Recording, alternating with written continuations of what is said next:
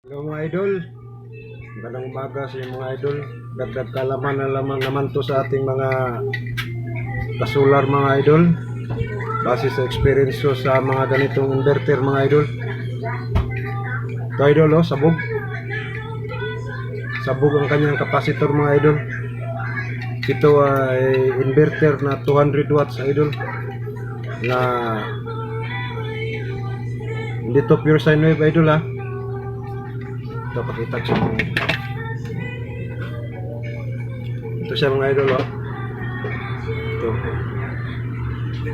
Car inverter 200 watts to 20 watts.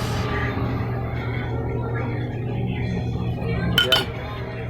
Issue nito mga idol is sumabog tong kapasitor niya mga idol. Okay sana mga idol kung kapasitor lang sumabog, mapapalitan pa to. Ang problema mga idol, pati itong kanyang mga idol oh, sumabog. Mahirapan tayo dito sa kalisod mga idol, mahirapan tayo dahil wala pang mga number to mga idol, wala identification nga anong PSI ba ito dahil walang number. Binura nila mga idol ang number nito mga idol, paano natin papalitan? Ang nangyari kasi dito mga idol kagabi is sinaksak ko yung electric fan na 9 watts.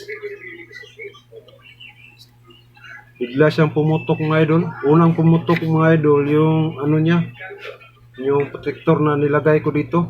Yung tawag yung kotling mga idol ba ito. Ito ang unang pumutok mga idol.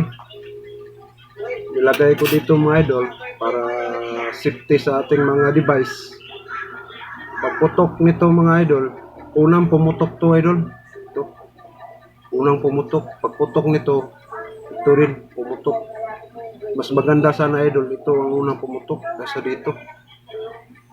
Nabaliktad mga idol, unang pumutok ang kapasitor bago itong ating nilagay na diode. Diode na 20 ampere. 20 ampere na diode idol.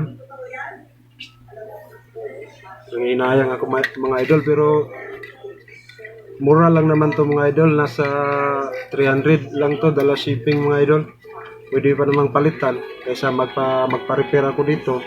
Re-repairin ko to mga idol. Nahirapan tayo sa kalisod sa paghahanap ng pisa mga idol dahil walang mga number. Okay lang sana kung ito ang tawag dito mga idol.